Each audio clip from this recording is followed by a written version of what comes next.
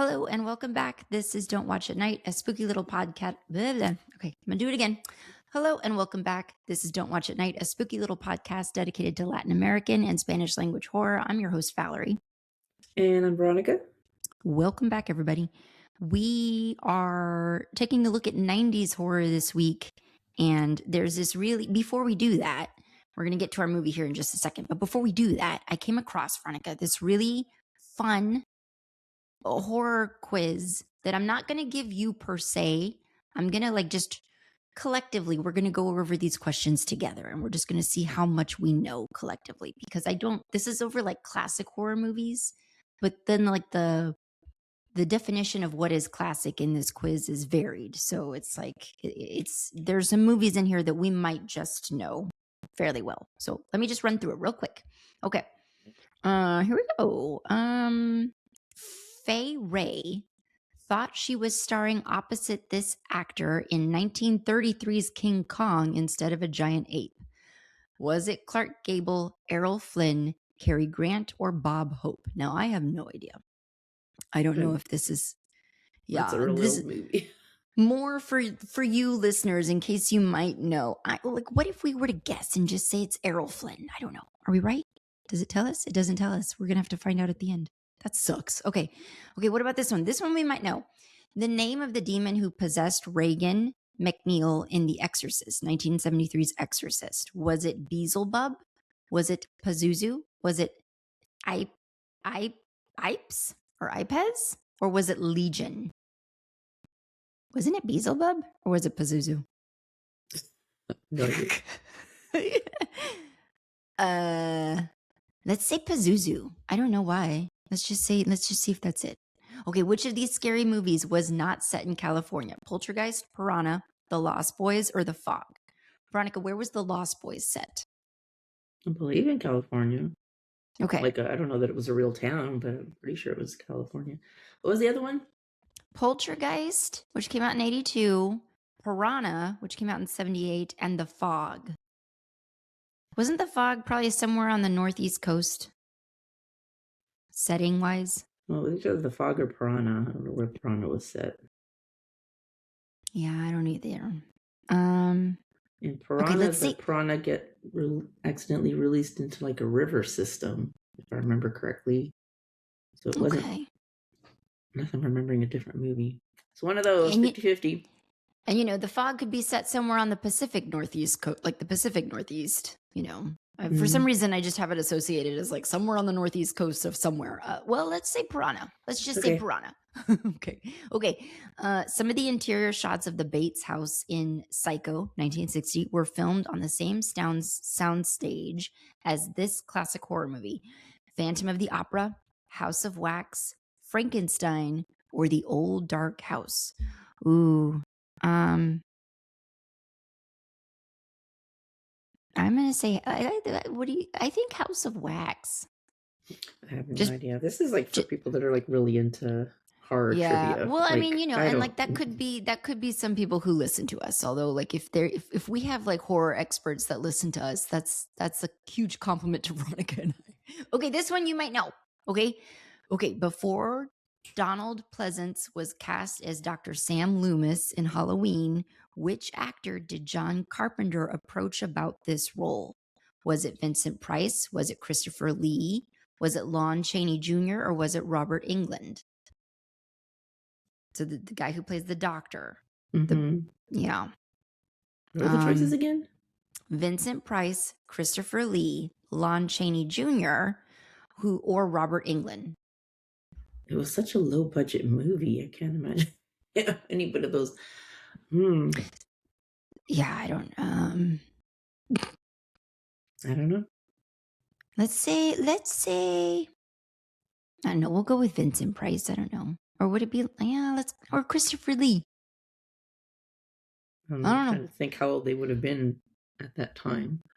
Okay, which of these famous horror movie franchise slashers has accumulated the highest body count? We're going to have to just guess on this one. Is it Freddy Krueger, Leatherface, Michael Myers, or Jason Voorhees? Well, does this include all the sequels? Yeah, I don't know. This is a very broad question. I would say Michael Myers. Just because there's been so many, like, I know there's been a lot of Jason Voorhees movies too. Or is it just the original movie? Like, I see, how is it worded again, the question? Which of these famous horror movie franchise slashers has accumulated the highest body count? Okay, then yeah, I would think they're talking about the whole franchise. Probably Michael Myers, right? I guess. I don't know. Okay, we'll say Michael Myers. In which movie does a man in Frankenstein monster mask kill people at a carnival? At a carnival? At a carnival. It's not Texas Chainsaw Massacre. It might be Attack of the Killer Tomatoes. Or it might be The Funhouse. 1981's The Funhouse. I'd go with that one. Okay.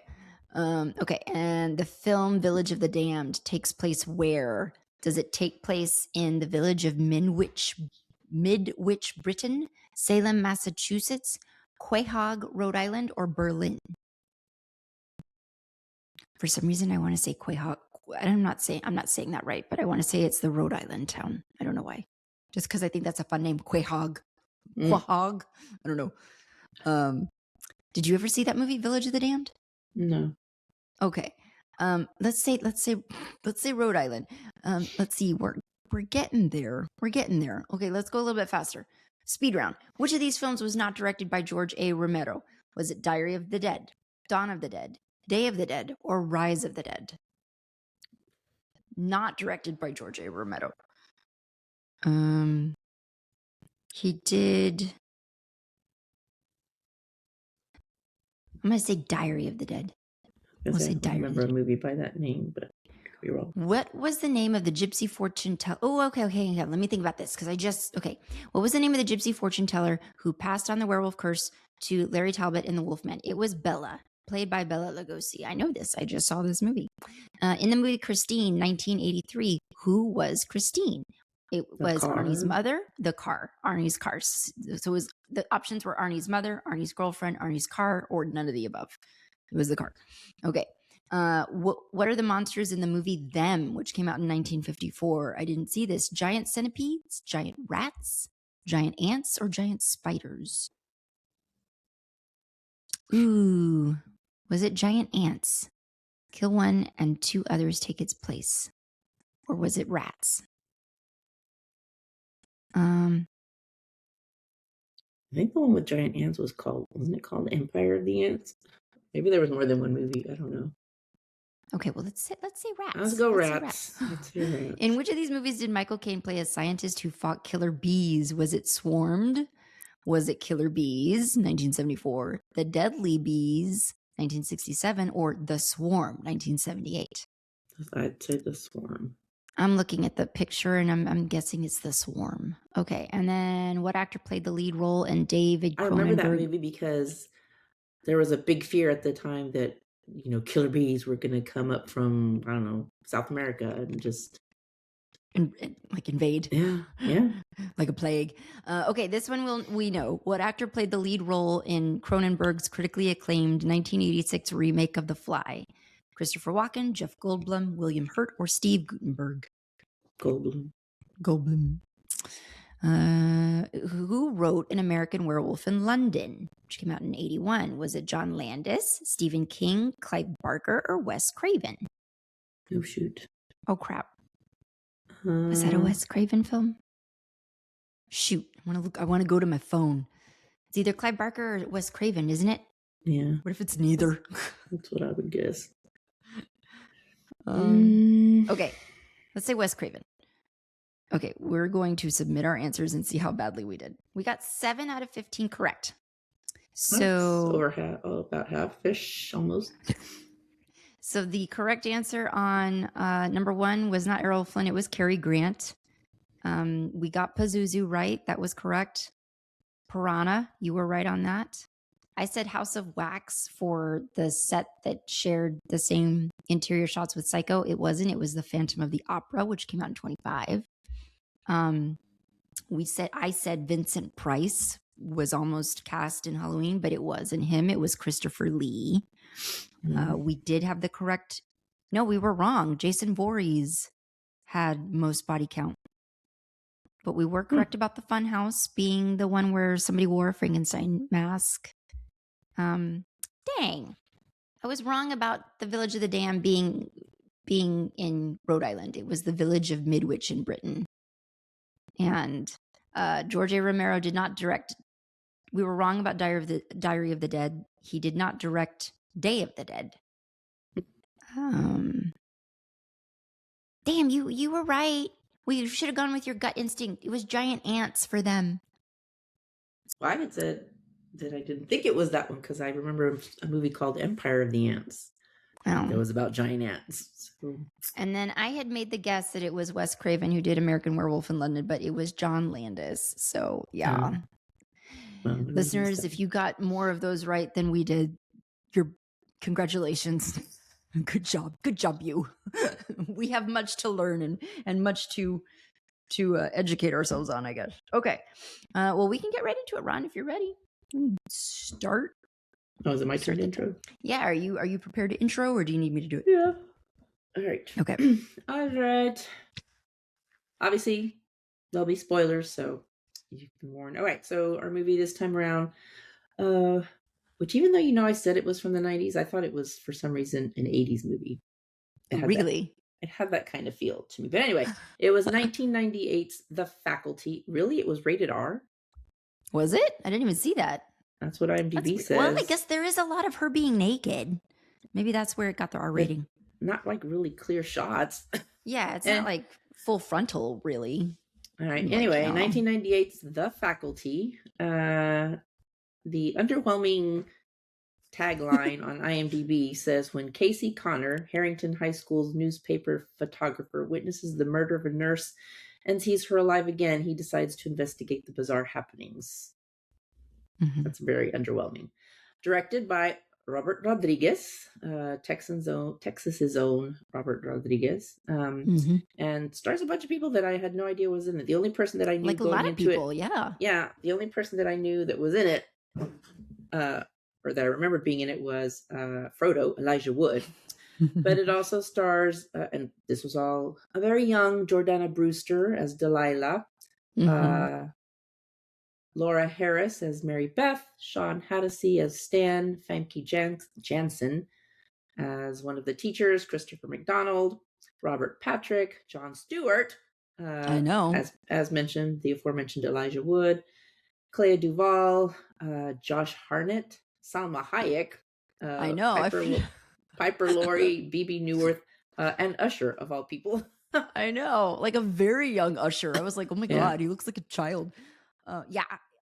I cannot wrap my brain around Jon Stewart with like not gray hair. It just completely throws me to look at him with brunette hair. Yeah. But apparently he's set in a high school somewhere in Ohio, apparently. Yeah. All right. Yeah. So Valerie, first impressions. Well, so I was correct in that I have never seen this one. And fully when this movie came out, 1998, I was in the throes of high school, people. I was like, that was my junior year, 1998. So maybe like sophomore, junior year, somewhere in there.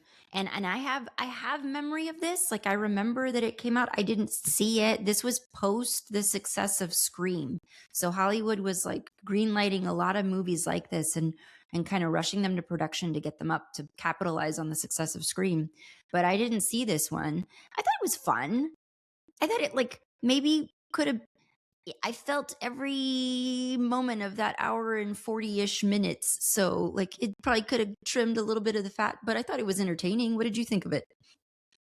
I thought it was fun. Like, again, like I was under the impression even that it was an 80s movie, maybe just because of the feel of it. But I thought it was kind of fun. I thought the ending kind of got a little more screwballish than it probably needed to. Okay. Well, and maybe that was just the CGI, or not. There was no CGI at that time, but the special effects with the alien. But I'm not sure we needed to necessarily see that, or for it to be so like really off the wall. Like, yeah, very much and they reference it a lot. Like Invasion of the Body Snatchers kind of vibe. So.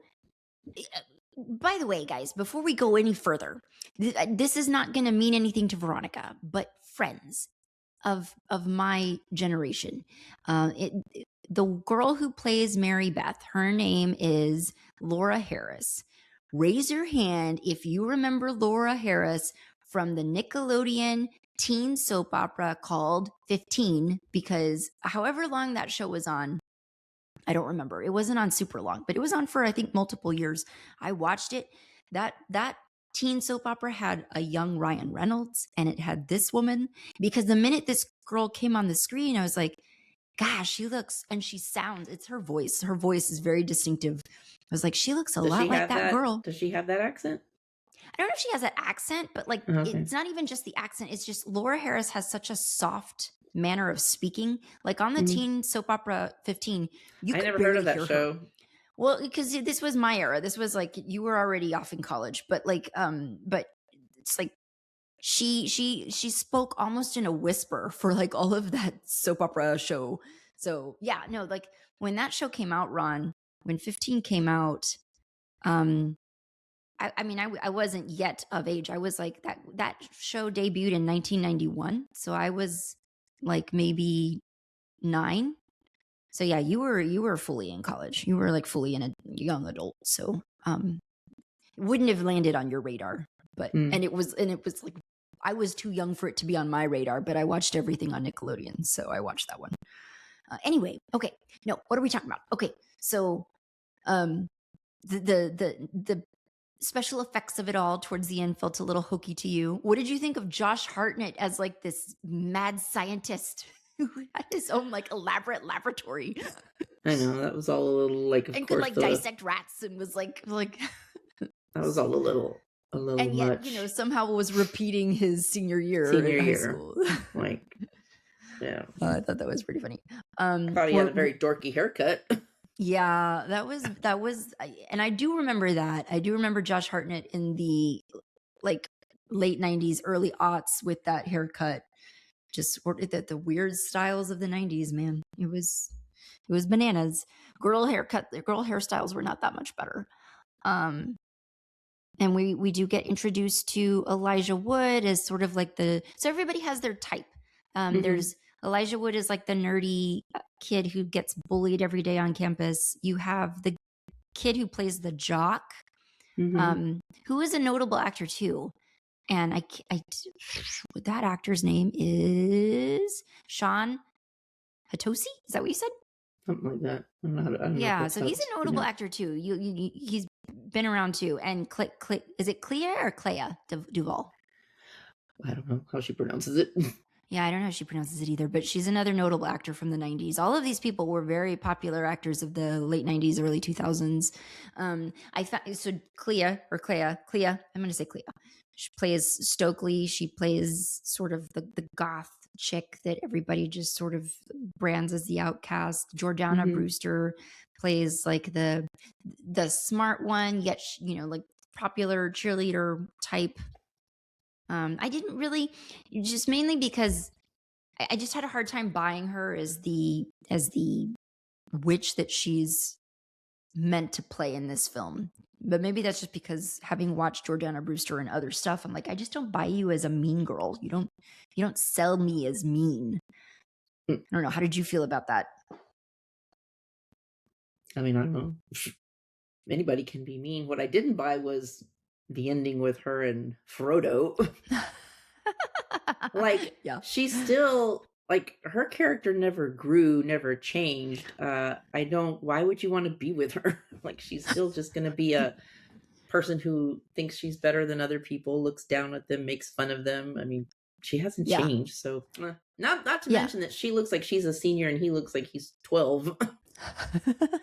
So mismatch all the way around. We do have also playing Miss what's her name? Playing Miss crap.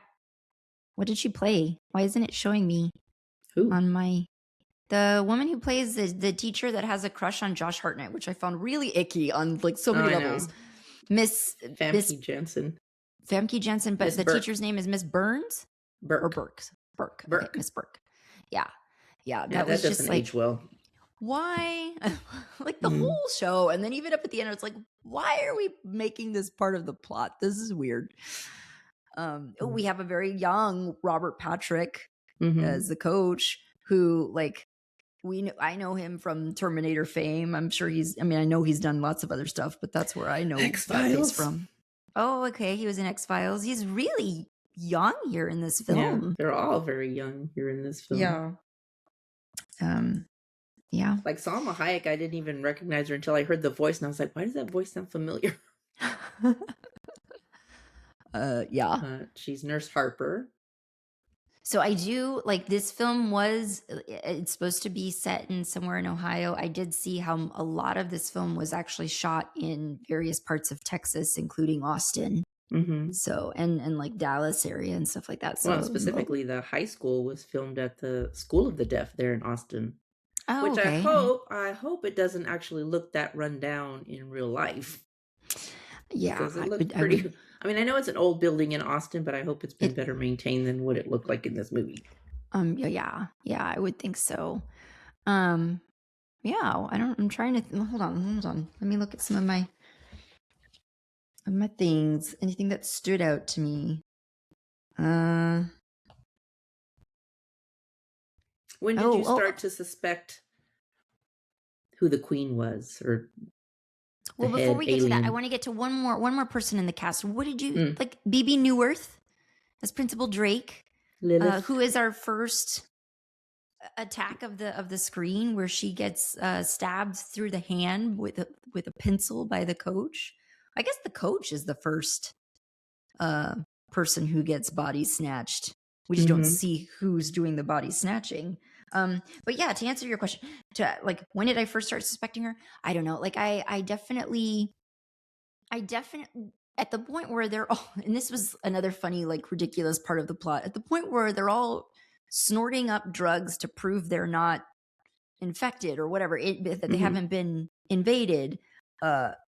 One, how ridiculous to be like fully having a trip in the midst of like, kind of when you need all your faculties, your clarity. Yeah, that's very The Thing, though.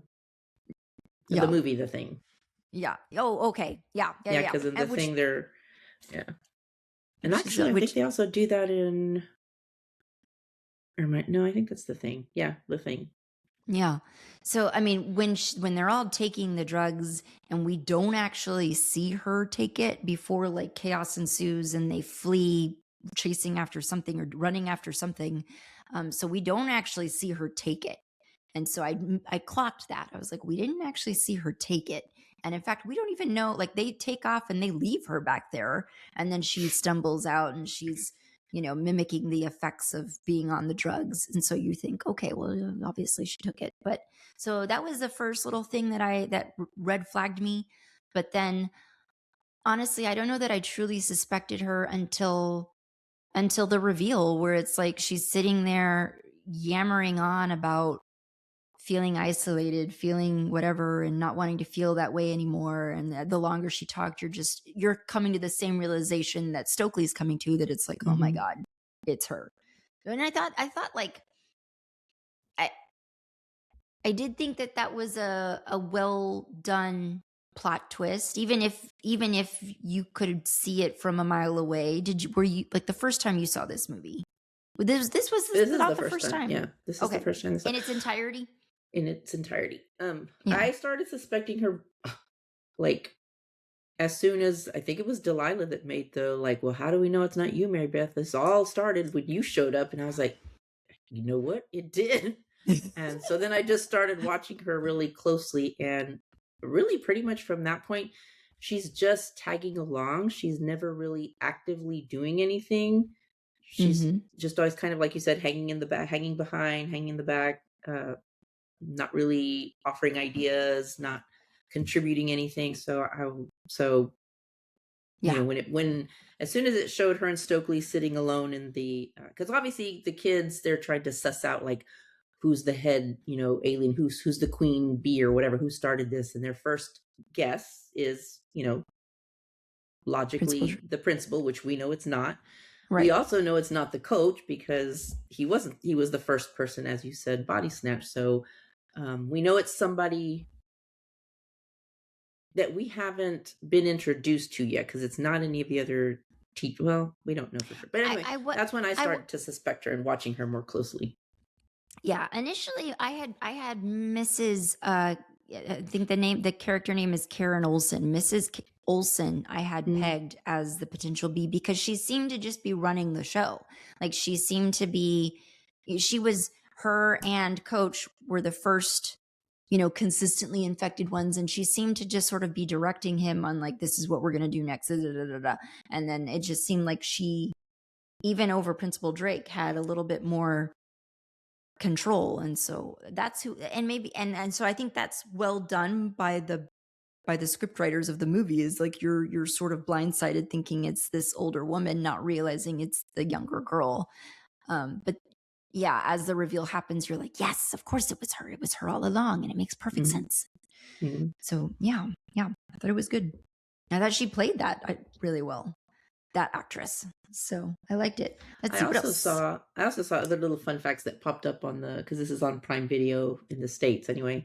And it always throws up little side notes. That did you ever watch Buffy or Angel? Buffy the Vampire Slayer, Angel? I know. No. All right. Well, there was a character on there called Cordelia, played by Charisma Carpenter. And apparently she was offered the role of Delilah, but turned it down because she thought the role was too similar to her role of Cordelia on Buffy and Angel. And apparently Sarah Michelle Gellar, Buffy the Vampire Slayer herself, was also offered a role, but turned it down. Not clear which role she was offered, but just little fun side facts. I did pick up a little fun fact off Prime as well about the scene where Mary Beth asks Stokely how the book Invasion of Body Snatchers ends. So at the end, when they're in the gymnasium and we get the big reveal, she asks Stokely how that ends, Invasion of the Body Snatchers, and Stokely replies, "They get us, they win, we lose." But actually, this is what it says: the book ends with the aliens giving up because they had underestimated the human desire for survival. So I thought that was interesting. That brings up a question. What did you think of because Stokely is kind of apparently our resident sci-fi reader. Like she reads sci-fi. The scene, I think they're in the library, her and Casey, and just based on, how do I phrase this? What do you think of Casey's arrival at, this must be aliens? Like, of all the things. Okay, wait. Casey is Elijah Wood, yes. Right? Okay. Casey is Frodo. Casey is Frodo. It's like it feels so like it just feels so rushed. It's like suddenly like aliens. It must be aliens.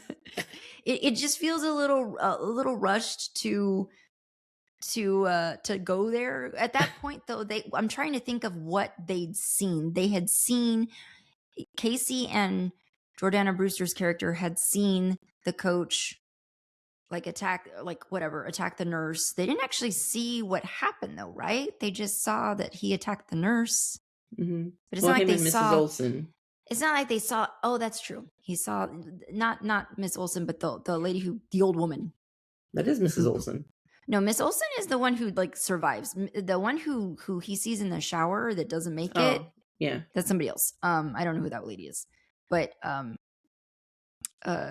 yeah, I'm trying to think of what is the level of alien shit that they've seen at this point, and I don't know what they've seen. Why jump to alien? Why not just say, these people, they're murderers? They're just regular, normal human murderers. Because that's what I'm trying to establish. If in that scene they saw the coach's tongue or tentacles or whatever reach out, because that's what happens. It reaches out and infects the nurse. Then it's I guess I would jump to think that's an alien. I don't think they saw that. But I don't think they saw that. He doesn't even mention that. He just I don't think they saw that. I think that would have been the first thing they mentioned. So yeah, I just thought that was kind of funny the way they just What if it is aliens? Just based on her reading of, her knowledge, Stokes' knowledge of Invasion of the Body Snatchers, they come to this theory that is actually what's happening, but that would be their first jumping off point. Seems kind of funny. I did find it, I think, and maybe it's just a reflection of our modern day times and maybe a sign of like us potentially moving towards some areas where we're doing better by each other, because like the whole line of like, what is Jordana, Brewster, Delilah? Let me just keep calling her Delilah. Hey there, Delilah. Okay, anyway, Delilah keeps like throwing it in Stokely's face like it's some kind of insult. He keeps calling her a lesbian and lesbian, and I'm like, what is the big deal? Like, if she is a lesbian, who cares? Like, it just felt like such a lame thing to come at her with, that I was like, who gives a crap? Like, move on. So I just was like finding it to be a really stupid line of bullying, but maybe perhaps in that particular, like, I don't know, and maybe it landed differently in the late 90s than it does now with me. At this point, I'm just like, it doesn't freaking matter, ma'am. Like, is that all you've got? But is that it? Yet another reason why, Frodo, why do you want to be with this girl at the end of this movie? Like, find somebody else. Can I tell you, because the whole time that she's going on and on about Stokely being a lesbian, just minor segue. When I was little, so Veronica is like 13 years older than I am. So she was in high school when I was young, when I was like 4 or 5, whatever. And so her high school yearbooks I would pore over and look at, because, you know, me being a little girl in the 80s, like I just thought 80s teenagers were so cool, and I just wanted to live in that world. So I would pore over her yearbooks and Vanessa's yearbooks. And there was, at their high school at the time, there was something called the Thespians Club.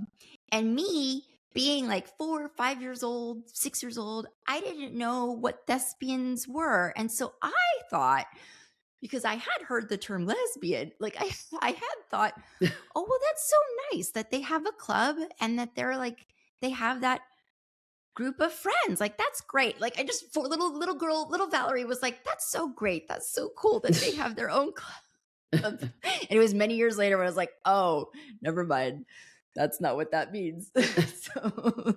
So just share that. Every time I hear that I'm just like, oh, little me, I was like, the Thespians Club. That's so great that they get to hang out together. Anyway, all right. What else we got? What did you think of when they finally do, you know, kill, you know, the Queen, Mary Beth? Yeah. And everybody that's been infected just, you know, miraculously goes back to being who they were, which is fine. But in the instances of like Famke Janssen's character, who was beheaded at one point, like, and BB, well, what did you think of that scene? What did you think of that scene? That's when I was like, okay, this is starting to go a little. I mean, it was, you know, it was all kind of fun, but it was still kind of in keeping with, something resembling reality, as much as a movie about alien invasion can. But that was that's when it was like, okay, this is starting to go a little sideways.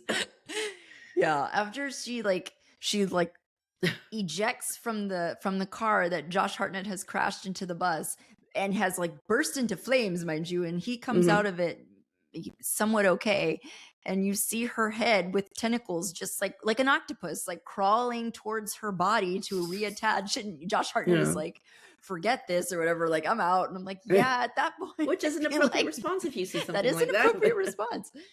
Isn't he, aside from Elijah Wood, isn't he the only one who never gets infected? Josh Hartnett? I believe so, yeah.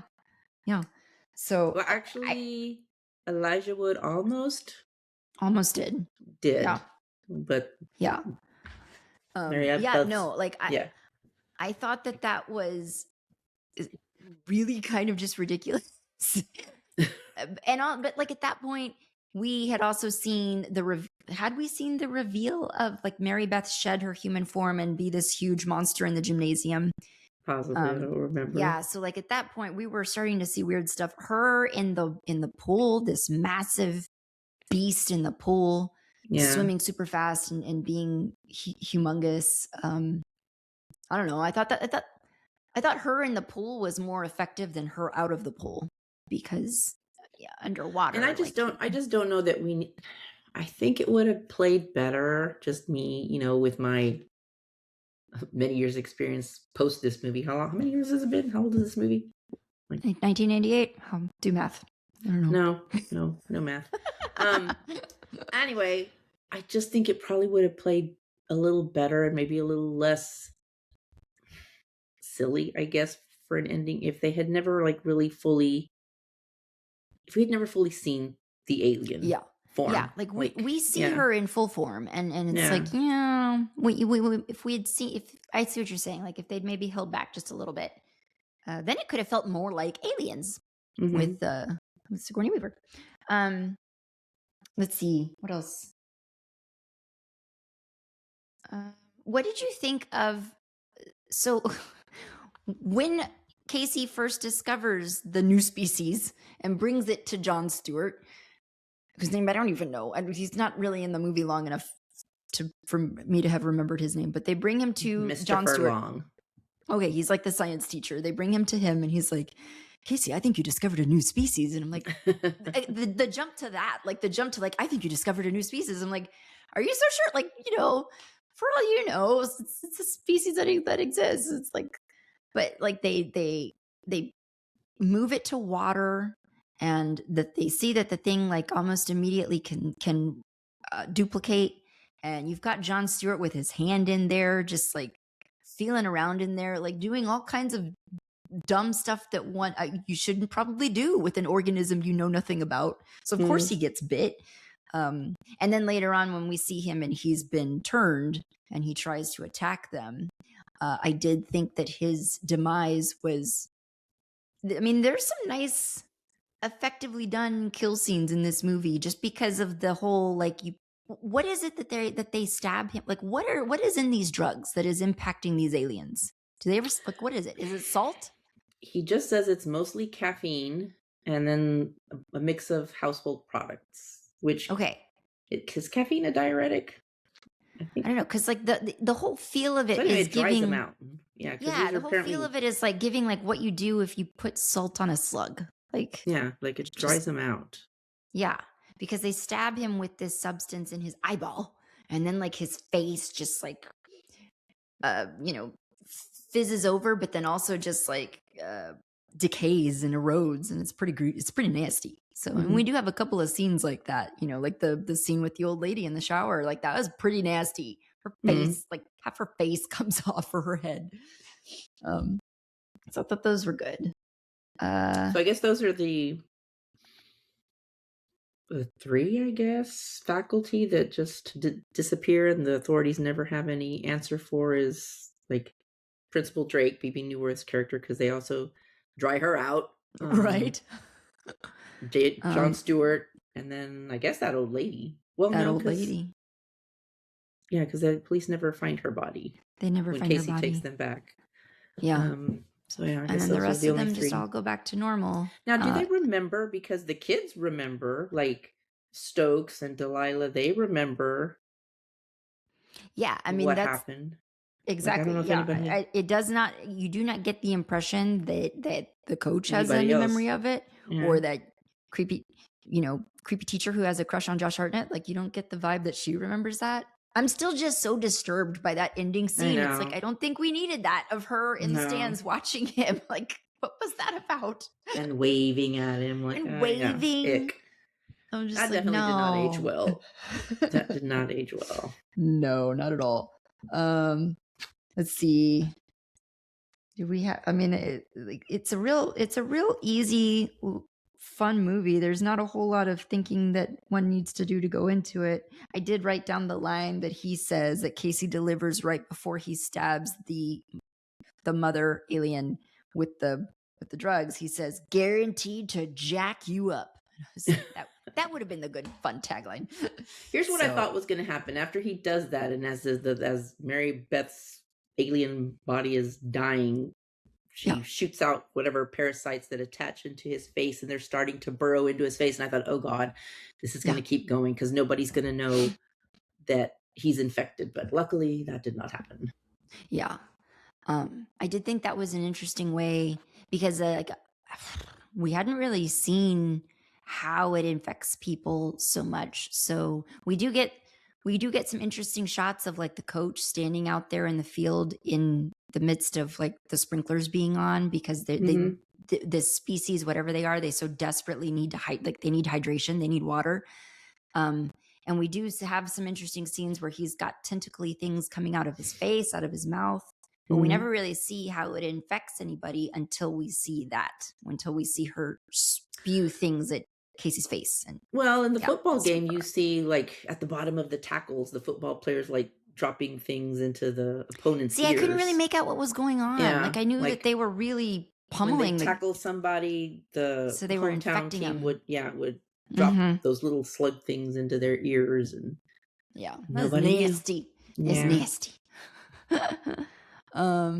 Okay, so you said what we thought about like the improbability of Delilah and Casey getting together at the end of the book or at the end of the movie. What did you think of Stokely and what's his face getting together at the end of the movie? The football jock. What's his name? I mean, that was better. I could buy that because from the beginning, not Stokely. What was the jock's name? Stan? I don't remember the jock's name. See, like I remember Stokely. Was it Stan? Anyway, the football player. Stan, you're right. Stan. He was the captain of the football team, but he had decided way before anybody was even aware that anything weird was going on that he was going to quit the football team. He'd become like disillusioned. He just wanted to focus on bettering his grades. Like one of his motivations, as he tells Stokely, is that, after a big game that they had won, and he was a big, obviously as the quarterback, a huge part of that win, he got a D on some important test, but the teacher basically gave him a slide and gave him an A because he's such a big football star, and he didn't like that. He said he worked hard for that D. He earned that D, and he wanted, that was my D. Yeah, like he wants to be judged on his own merits and not be. So he was already showing growth at the right. Seemed to be a good person. At least a decent person in this school. Which full of a lot of. Which nice I did appreciate that growth for him as a character, because initially when you're kind of picking up on the vibe that Stokely might have some sort of crush situation on this guy. I was like, why? Why would you have a crush on that dude? You have so much going for you, Stokely. Why? But then he establishes himself as like, he's not just that he's had it with an abusive coach who's just like verbally spewing at them all the time, but he's also just wanting to be treated like a human being. And instead of like some sort of mythical god, Friday Night Lights football god. I did think that was an interesting bit of conversation in the very beginning of the movie, where you've got the principal with the teachers talking about budget stuff and, we can't fund this, we can't fund that. And the teachers kind of being disgruntled and saying, meanwhile, football is going to get everything that they ask for. And she says, yes, because that stadium's packed. They bring in the money. Yeah. They bring in the money. Which is, that's very true. Very, very, very true. To Southern high school sports anyway, much to my chagrin. But let's see. What else? There were some fun things that I wanted to mention from, we do have fun stuff for you guys in show notes. One of the things that I think has become really, hold on, let me find it, has become known at this point about this particular movie because of the success of Sinners. Recently, Ryan Coogler in interviews kind of talked about how more than,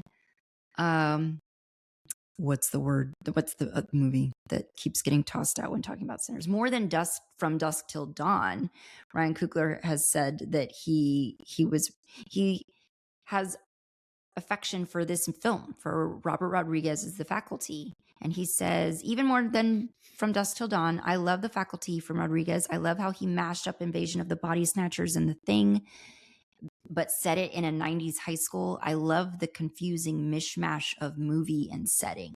So I thought that was interesting. I think like at the time that this movie came out, it was not as it wasn't like box office wise as big of a success as they were hoping for.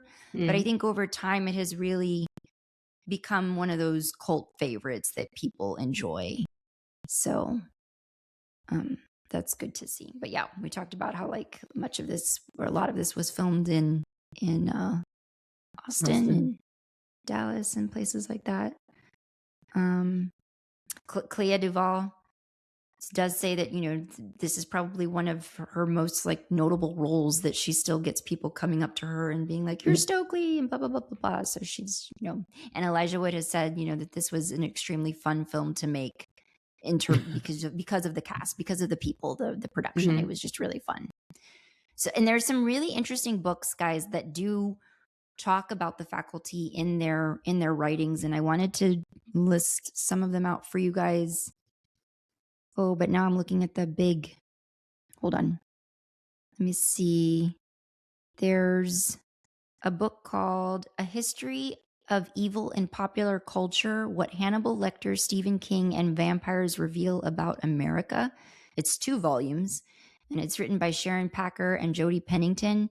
And they say something really interesting in the book that is clipped here, where they talk about the character of Mary Beth, the alien queen, and how she is a complex imbrication of woman, alien, and power that acts beyond the role of femme fatale. They say, as a monstrous mother of her race, she tries to quote unquote seduce the heroes by offering them a symbolic return to the womb. And this is how they put it. The image on the screen is dual. We see the beautiful young naked Mary Beth strolling around looking for Casey, and the shadow of the monstrous form in the walls. She delivers a speech which ties the elements of the movie together, and it's about the world she came from and the promises of a paradise for lost, lonely people trapped in some high school hell. So, and then they do talk about, I can't remember, this might be another book, and I'll list it for you here in a second, but they talk about Miss Burke, the scene where she gets decapitated and her tentacled head is crawling around to her body. And they talk about that being kind of an echo of the Freudian Medusa head. And that is from a book called The Contemporary Femme Fatale Gender, Genre, and American Cinema by Catherine Fairmond. So I just wanted to drop those book titles for you guys, because it was like, ooh, those are interesting. I'd want to read those. But see, like they mentioned where Mary Beth's walking around and you just see like the shadow of the eight, like that's what they should have kind of stuck with. So that we know there's something monstrous and huge, but we don't ever actually see how silly it looks. Or even just like the scene in the water where we see the teeth emerge, right as like Stokely like looks in the water and sees the creature. So all you see is really like the teeth. Like that's an effective shot, but it's like, it's like putting the full form of the alien in the shot. It just standing on some high school bleachers. It just standing on the bleachers. It just doesn't hit. And then later moving through the bleachers as the bleachers are closing, in my brain, I was like, but would that kill it? I don't know. I think that would just break the bleachers before that would kill it. I think not that it killed it, but it like effectively trapped it. And I'm like, I don't know that would happen. I think you would just break the bleachers. So, but it was fun. It was a fun movie. It was a fun movie. And there apparently, Ron, did you catch apparently there is, at least as of last year, talk or something in the works of a remake happening. So there is a script for a remake in the works, and it would have Robert Rodriguez set to produce. And so maybe they'll listen to this podcast and keep the alien more nebulous in the remake. It'd be interesting. It'd be interesting to remake this one. But yeah, this was one of those movies in the 90s. Like I didn't catch this one, but like I remember Urban Legends came out probably around the same time. I did see Urban Legends. Were those all 90s movies? I guess Urban Legends was 90s. Scream was 90s. Okay. Scream was 90s. Urban Legends came out in I Know What You Did Last Summer. Urban Legends also came out in 1998. Urban Legends has Jared Leto and that's my generation. You can't claim them all, okay? Some of these are from the 90s. No, I know. But yeah, this is a fun one. It's it's available on Amazon Prime. So and it's if you want to have a nice 90s nostalgia moment, go for it. I did do the math run. I did plug it into the calculator. This movie is 28 years old. 28. So okay, so question, because I had talked about, or have we said everything we want to say about this movie? Oh, where would you rate this on the light switch scale? There were a few moments where I jumped, not necessarily because it was scary, just somebody like popped up and I wasn't expecting it, but I wasn't like, it was more like startled. Like if someone, walks up behind you and you don't hear them. Yeah. I think you can watch this in the dark. I think it's fun. I think if you're somebody like it's fun. It was fun viewing. And like those scenes where we're seeing their bodies disintegrate because they've been, impacted by the drugs. It was just like, ew, like it's fun. It's just a fun, gnarly movie. So if you like The Thing, if you like Invasion of the Body Snatcher stories, what? I did want to say though, before we knew that Mary Beth was the alien, and she's like seemingly interested in, what was Josh Hartnett's character's name? Zeke? Zeke, yes. Zeke. Right. And I'm like, okay, so you're the new girl in town, and the local drug supplier, this is the guy that you're wanting to hook up with. Okay. Yeah, look, don't get me wrong. 90s Josh Hartnett, I totally get it. He was a cutie. But like the minute he starts sneaking around with you to stop, like steal supplies from the school laboratory because he uses them for his drug manufacturing, I'm like, and you're still into this? Like, there's no red flags going off. This is the guy you want to, okay, girl. But anyway, yeah. That was just like... For our next viewing, we are covering 90s horror. I wanted to ask you this. Initially, I had talked to Ronnie. I pitched to her, hey, what if we watched Jennifer 8, which came out in 92, and it's more thriller mystery, so horror adjacent, but definitely in the thriller category. It has Andy Garcia, which is why I picked it. I was like, Andy Garcia, did you see it? I think I saw it.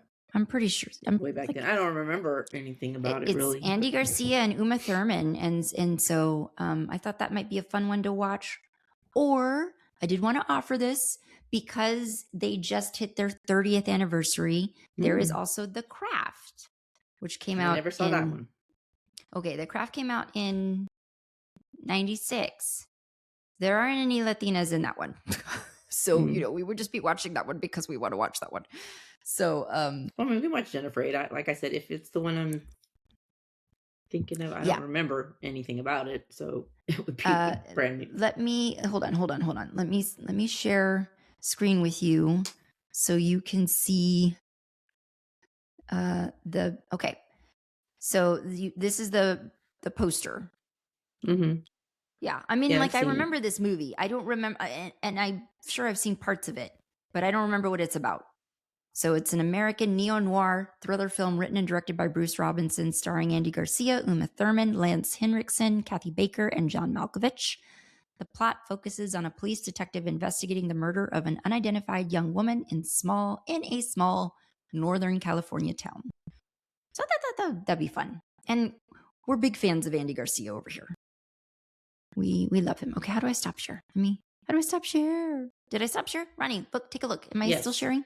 No, I don't see anything but your face. Okay. Your face.